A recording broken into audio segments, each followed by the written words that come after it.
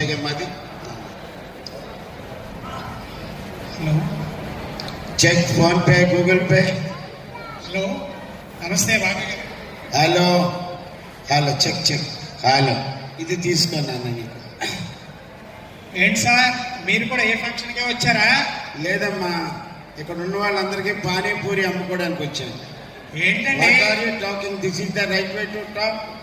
అరే మా మిత్రుడు బలగా జనార్దన్ రావు గారు పదవీ విరమణ సందర్భంగా సన్మానాలు జరుగుతుంటే మీరు ఈ ఫంక్షన్కి వచ్చారంటే ఏంటండి? మీనింగ్లెస్ కదండి. ఏంటండి అంత కోపం తెచ్చుకుంటారు? ఏమండి, కోపం వస్తే కోపం తెచ్చుకోకపోతే కోకో కోలా తెచ్చుకుంటారా? కోపం వస్తే కోపం తెచ్చుకోకపోతే కొబ్బరి బండం తెచ్చుకుంటారా? కోపం వస్తే ఎవరైనా కోపమే తెచ్చుకోవాలి, ఖచ్చితంగా కైపం తెచ్చుకోకూడదు. అరే నేను ఏమన్నానండి?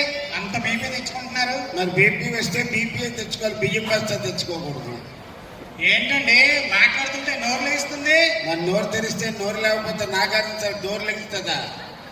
హలో, నా సంగతి నీకు తెలియదు. చెప్పండి. రెస్పెక్టెడ్ ఏపీ సీఎం ఎవరు? నారా చంద్రబాబు నాయుడు గారు. నాకు బాగా తెలుసు. ఇంకా చెప్పాలంటే రెస్పెక్టెడ్ డిప్యూటీ సీఎం ఎవరు? శ్రీ కొణిదెల పవన్ కళ్యాణ్ గారు. ఆయనతో రాత్రి ఫోన్ లో మాట్లాడే జాగ్రత్తగా ఉంది. ఏంటి మన రాష్ట్ర ముఖ్యమంత్రి నారా చంద్రబాబు నాయుడు గారు శ్రీ డిప్యూటీ సీఎం శ్రీ కొణిదెల పవన్ కళ్యాణ్ గారు రాత్రి మీద ఫోన్ లో మాట్లాడారా? ఎందుకు ఏమన్నారు? రాంగ్ నెంబర్ పెట్టేయమన్నారు. అది మీ ఫేస్ వాల్యూ. హలో, ఫేసుల గురించి బేసుల గురించి మాట్లాడదు. చెప్పండి. అసలు నేను ఈ ఫంక్షన్ కి బలగా జనార్దన్ రావు గారి ఫంక్షన్ కి వస్తుంటే గేటు దగ్గర అమ్మాయిలు అబ్బాయిలు ఒకటే మాట అన్నారు. ఏమన్నారు? అయ్యో బాబో ఏమందం ఏమందం అన్నారు. హలో, మేము కూడా ఈ ఫంక్షన్ మీ వెనకాతలే వచ్చాము. అబ్బారావు గారు ఏమందం అనలేదు, ఏం మందం అన్నారు. అంతేనండి, ఒక మగాడు అందంగా ఉంటే లేడీస్ తట్టుకోలేరు, సాటి మగాడు కూడా తట్టుకోలేకపోతున్నాడు. సరేగానే మేషారు ఇలాగంటే విజయనగరం వస్తుందండి. ఇలాగైతే చెయ్యి నొప్పి వస్తుంది, చెయ్యి దించినా విజయనగరం వస్తుందిరా. థ్యాంక్ యూ మేషారు గారు, ఒక్కసారి ఈ అడ్రస్ చెప్తారా? నాకు ఎలా ఇలా తిప్పు. ఇలా చూడండి రెండు ఒకసారి. చేతుల మీద రాసుకున్నారా? చేతి మీద రాశాను. అత్తగారిల్లు తగరపోల్సా. ఆవిడ ఏమైనా సెలబ్రిటీ అనుకున్నావా? చెప్పలేరా? చెప్పలేము. ఈ అడ్రస్ ఒకసారి చూసి చెప్పండి. అరే చెప్పలేరా? చెప్పలేమా? అత్తగారిల్లు తగరపోల్సని రాసుకొచ్చాడు, ఎలా చెప్తావు? చార్మినార్ ఎక్కడుందో తెలుసా? హైదరాబాద్. ఆర్కే బీచ్ ఎక్కడుందో తెలుసా? వైజాగ్. మరి ఆ రెండో తెలిసిన ఈ అడ్రస్ తెలియదండి. ఒరే పోరంబాబు, తాజ్ మహల్ దగ్గరికి, ఆర్కే బీచ్ దగ్గరికి, చార్మినార్ దగ్గరికి కొన్ని వందల మంది వెళ్తారు. మీ అత్త దగ్గరికి ఎంతమంది వెళ్తారా? ఏం మాట్లాడుతున్నావురా? సరేగా, ఎందుకు నువ్వేం చేస్తుంటావు?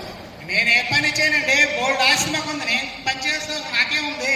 మరి అంతే, ఏ పని చేయను, మా ఇంట్లో పనులు చేసుకుంటున్నా. పని మా బాబు ఇంట్లో పనులు చేసుకుంటారంట. అంటే గిన్నెలు కడగడం మా పనులే చేసుకుంటారు, గేదెలు కడగడం మా పనులే చూసుకుంటారు, వంట చేసుకోవడం మా పనులే చూసుకుంటారు, ఎవరితో సంసారం మా పనులే చూసుకుంటారు. మరి అదే ఆలోచించాలి, ఆలోచించుకొని మాట్లాడాలి. నేను అసలే తెలివైన వాడిని, నాతో మాట్లాడినప్పుడు జాగ్రత్తగా మాట్లాడాలి. సరే గాని మన ఇద్దరం అలా రోడ్డు మీద నడుచుకుంటూ వెళ్ళామనుకోండి, అక్కడ ఒక 500 రూపాయల నోటు 200 రూపాయల నోటు పడింది అనుకో, మీరే నోటు తీసుకుంటారు? నేను 500 తీసుకుంటాను.